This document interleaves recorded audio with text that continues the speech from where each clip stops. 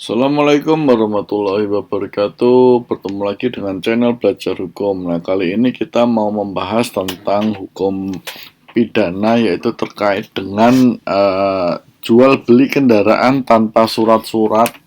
Itu bagaimana analisa hukumnya. Nah, jadi ini seringkali kita akan kaitkan dengan tindak pidana penadahan. Jadi kalian yang ingin mengetahui tentang lebih dalam terkait dengan jual beli kendaraan bermotor, terus kemudian juga ini mau dikaitkan dengan pengetahuan terkait penadahan, maka Anda harus simak video ini sampai selesai. Karena kita akan kupas dari aspek legalnya, terutama terhadap putusan-putusan Mahkamah Agung yang sudah terbukti atau sudah menjadi jurisprudensi atas permasalahan ini, ya.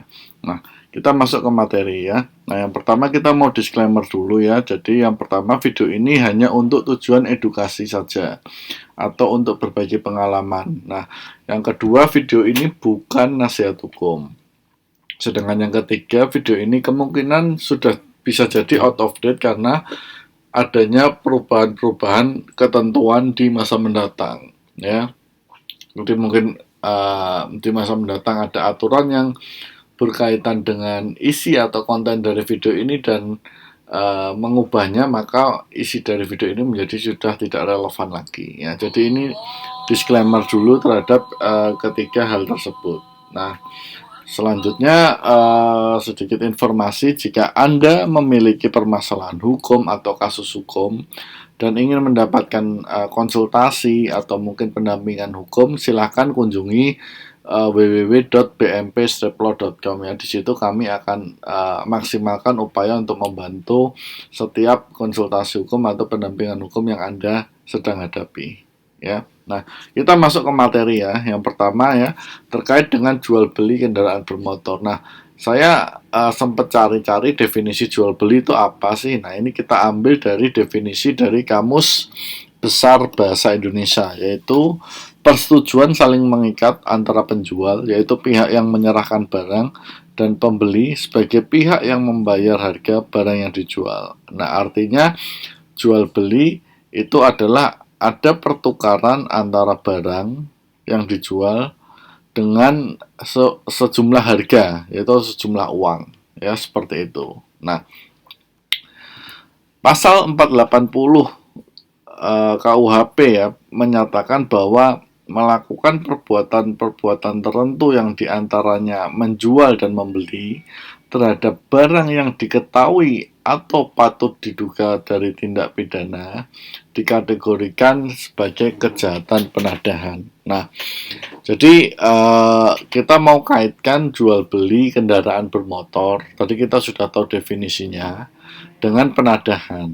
Nah, penadahan sendiri kan diatur di 480 ya. Dia bilang bahwa perbuatan tertentu diantaranya menjual dan membeli terhadap barang yang diketahui atau patut diduga dari tindak pidana dikategorikan sebagai kejahatan penadahan. Nah, permasalahannya adalah KUHP itu tidak memberikan batasan atau penjelasan kondisi seperti apa barang yang dikatakan patut diduga dari tindak pidana, termasuk barang berupa sepeda motor atau mobil ya, kendaraan bermotor. Nah, kalau beberapa video yang lalu saya katakan bahwa transaksinya harus terang-terangan, kemudian nilainya wajar, kemudian dilakukan transaksi di tempat yang patut atau layak. Nah, itu adalah salah satu tips atau cara untuk mencegah bahwa terjadi transaksi yang tidak wajar atau diduga dari tindak pidana. Tetapi ini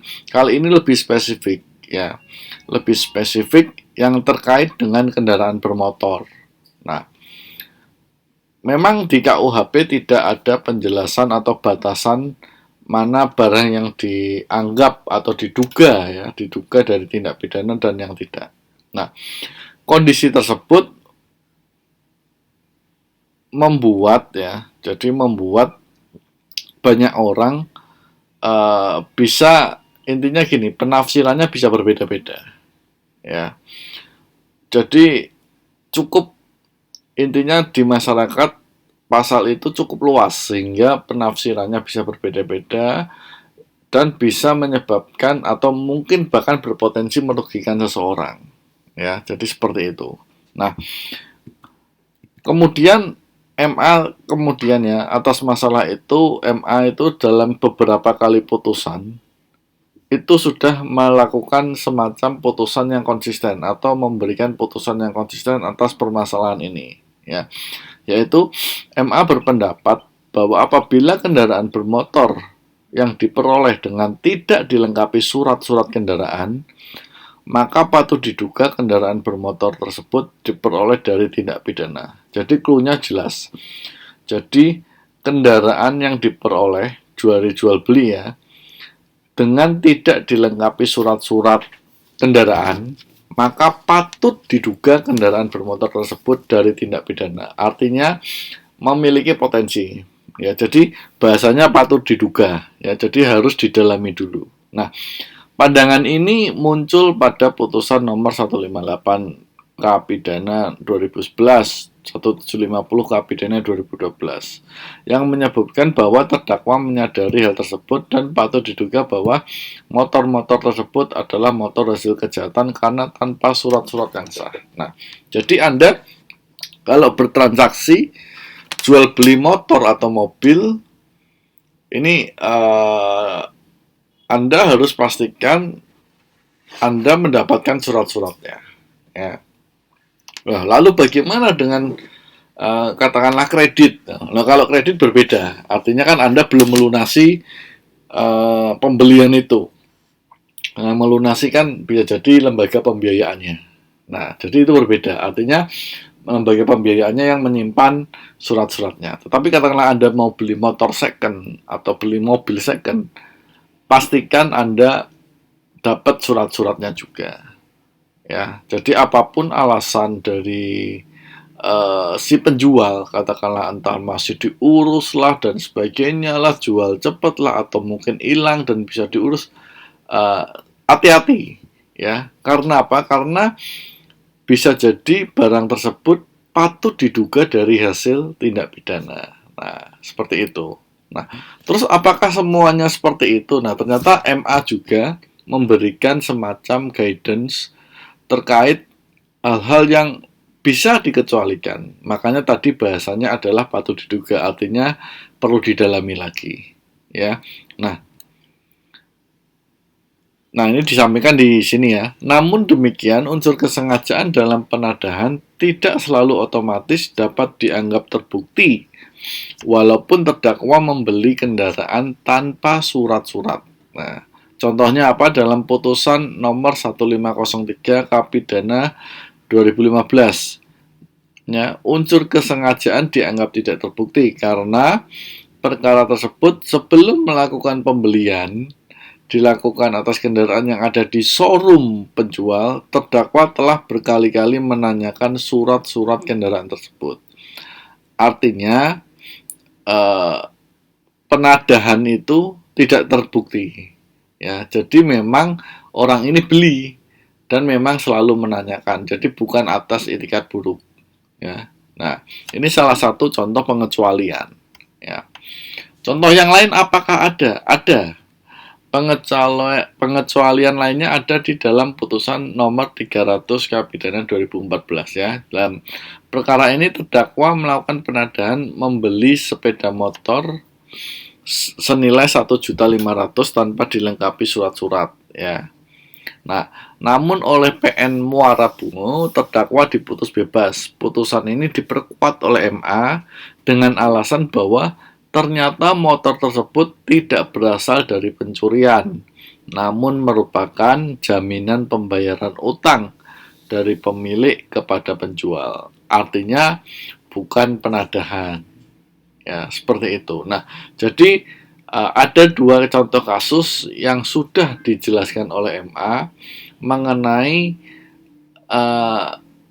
pengecualian dari jual beli sepeda motor atau mobil atau kendaraan bermotor tanpa surat-surat. Yang pertama adalah terkait dengan pembayaran utang piutang.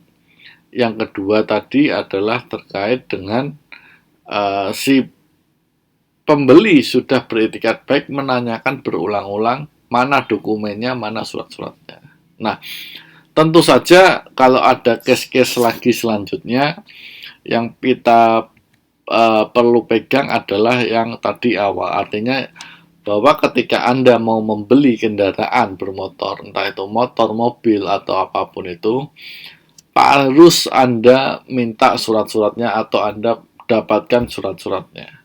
Kenapa? Kalau Anda tidak bisa dapatkan surat-suratnya, patut diduga. Nah, bahasanya patut diduga. Artinya Anda memiliki potensi yang lebih besar untuk diduga melakukan penadaan karena barang itu terdapat dari tindak pidana.